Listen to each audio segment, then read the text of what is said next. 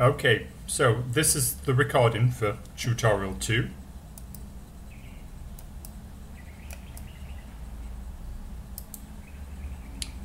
Let's just get a pen together. Okay, we have molybdenum. Molybdenum has a body center cubic crystal structure, an atomic radius of 0.136 nanometers and an atomic weight of 95 grams per mole. Basically calculate and compare its density. Now, often in a question like this, you will get the name of the element, but you won't get the atomic weight, and you will then have to refer to the periodic table. As always, in a question like this, we know that density equals mass over volume. So the name of the game is to sketch out the unit cell. In this case, it is body center cubic, and to calculate the number of atoms within that unit cell. So a corner atom actually only contributes 1/8 of an atom, but of course a cube has 8 corners, so 8 times 1/8 equals 1. And as you can see, there is also one full atom in the center of the unit cell. So we have 2 atoms in total, so n is 2. So what's the weight of one atom?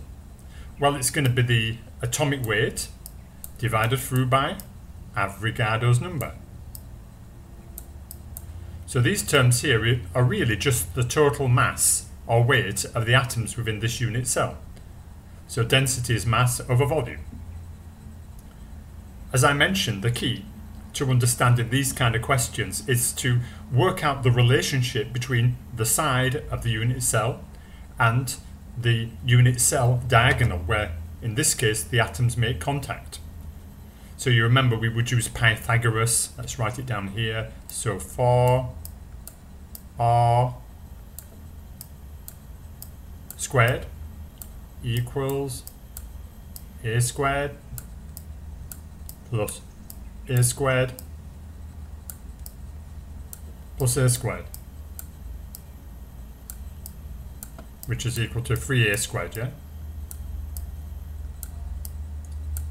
So you can see that this is 16r squared, and you get this identity, basically. So in lieu of volume, since we've only been provided with a radius, we know volume is a cubed, so we then substitute a. So that's going to be 16 times 4 is 64r cubed over 3 root 3. We know what r is, and we can work out a sensible value for the volume. Now you notice in most cases I just stick with the units that I'm presented with. Here it's centimeters, so actually then the density will eventually be in grams per centimeter cubed. That goes. 3 times 6 is 80. This is about 100. That's about 200. Approximately, yeah? Approximately 200. 3 times 6 is 12. Let's say that's 10, approximately. So it's going to be equal to approximately 20. Is that right? 20. And you can see it's very approximately 20. So we've got an estimate. So it's about 10 grams per centimeter cubed. And if you look on the internet, maybe at webelements.com, you can see that it's 10.28 grams per centimeter cubed, which is really quite amazing, because in our very simple model, we actually imagine atoms as being solid spheres. Whereas in reality, we know that they're not solid spheres. Most of the weight's contained in the nucleus, down there. You've got the electron waves around there, which actually then determine the separation, i.e. the nature of the, in this case, metallic bonding. So it's quite surprising that with this very, very simple assumption, we still get a good value. Now, the next question is on X-rays. You have a metal, niobium. I think niobium is Nb in the periodic table. Has a body center cubic structure. If the angle of diffraction for a 2, 1, 1 set of planes is 76 degrees. So 2 theta is 76. 2 theta equals about 76. So theta is going to be about, whoa, what's half of that? 38? 38, yeah, degrees. About, yeah, correct? Okay, first order means that n equals 1 in the Bragg's expression. Monochromatic one wavelength radiation with a wavelength of this is used. Work out the atomic radius. So we use Bragg's law to begin with. You have to remember this. Bragg's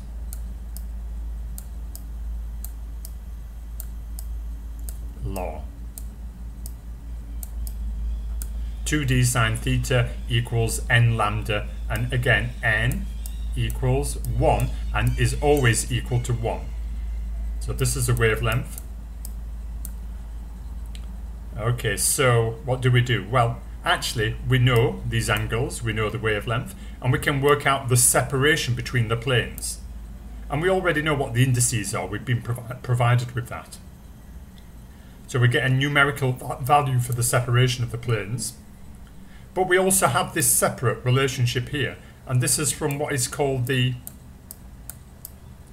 cubic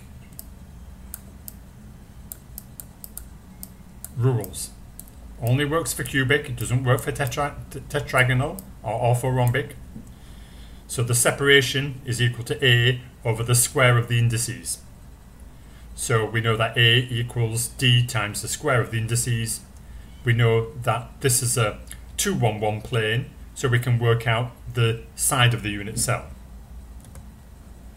And again, using that same relationship between R and A, which we developed for body center cubic, we've just done that. You have to be able to derive that. You will get the atomic radius, which is 0, that's a bad note, 0.143 nanometers. You'll notice here I put it in some funky units, but you should be able to actually understand those units even if you forget the nomenclature. You remember the atom is normally a fraction of a nanometer. So quite close to what you would find on the internet.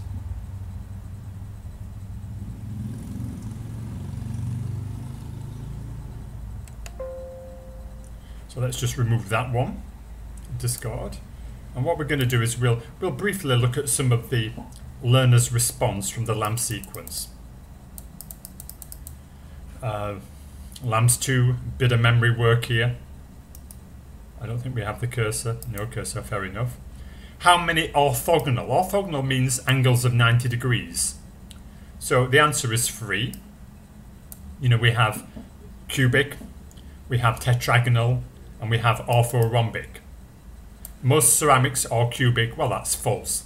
Actually, most ceramics are very complicated crystal structures, and that is driven by the fact that you've got to deal with positive and negative ions.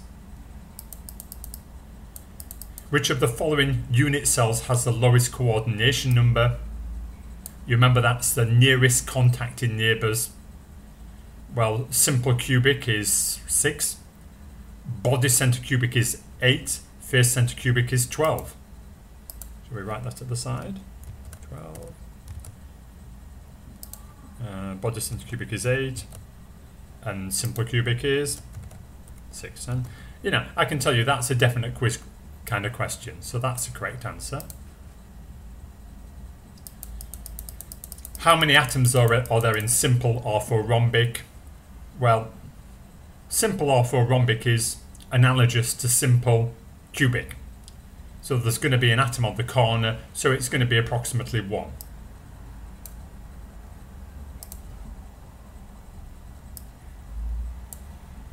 And again, what is the relationship between the radii and the side length A for simple cubic? Well, you can see that the atoms are actually contacting across a 1, 0, 0 direction. So this is A, this is a radius, so A equals to 1. Or, conversely, R is half of the radius, half of A.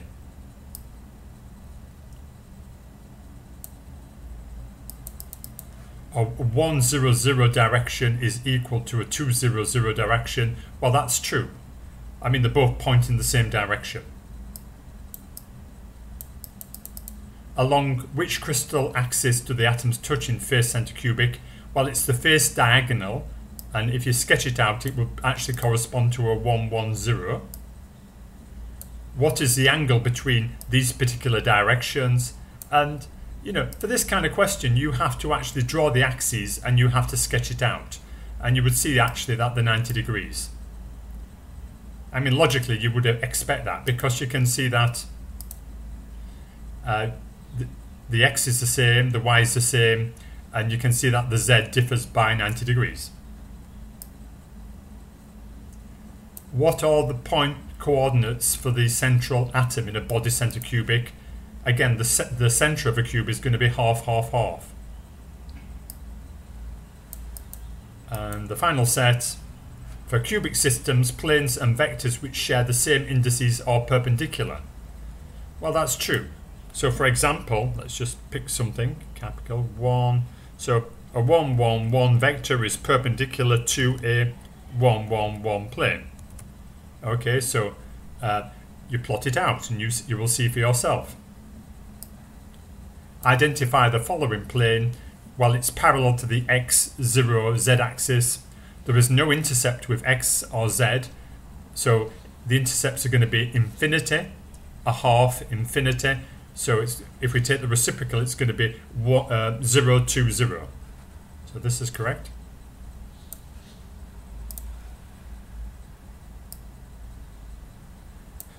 The 2, 0, 0 plane is always the same as the 1, 0, 0. That's not true. I know in the notes it says actually that when you consider a plane, sometimes you can reduce it to the smallest set of integers. But it's not always the case, especially when there are zeros involved.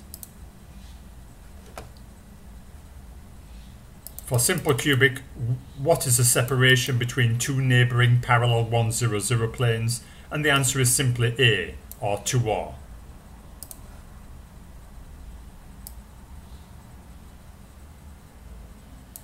Now, I always have a lot of problems with this one. The students always ask me, we've got this, it's a plane, it's bubbles, it's not atoms, but it's face center cubic. Now, you should understand for face center cubic, there is one plane present which has the maximum theoretical planar density. And you can see by inspection, there is no way to rearrange these bubbles to actually get a higher planar density. So it must correspond to 1, 1, 1. All of these are the same, they're just different ways of expressing the density. Which of the following unit cell has the greatest linear density in the 0, 0, 1 direction? The greatest linear density. Okay, so what does that mean? Well, surely it's going to be simple cubic because in simple cubic the atoms are touching. You can even see a clue here. Calculate the linear density for 1, 1, 0 in simple cubic. Well, the linear density is going to be, let's just see if we can insert, where are we, equation? Linear density is going to be, let's write it down, linear density equals, do we have a line? Oh, right, fair enough.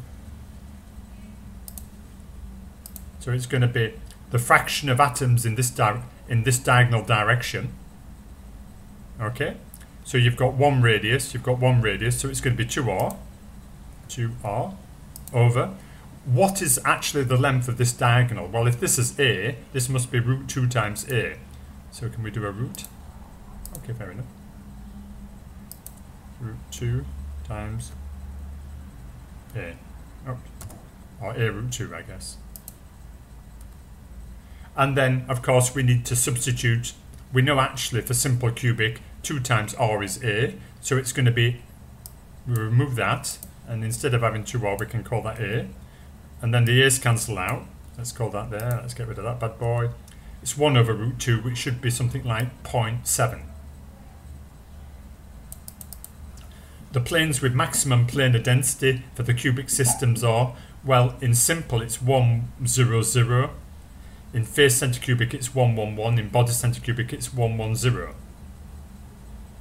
Identify the planar density for the body centre cubic 200 plane, and again you would have to do a calculation for that, and it turns out to be 0.6.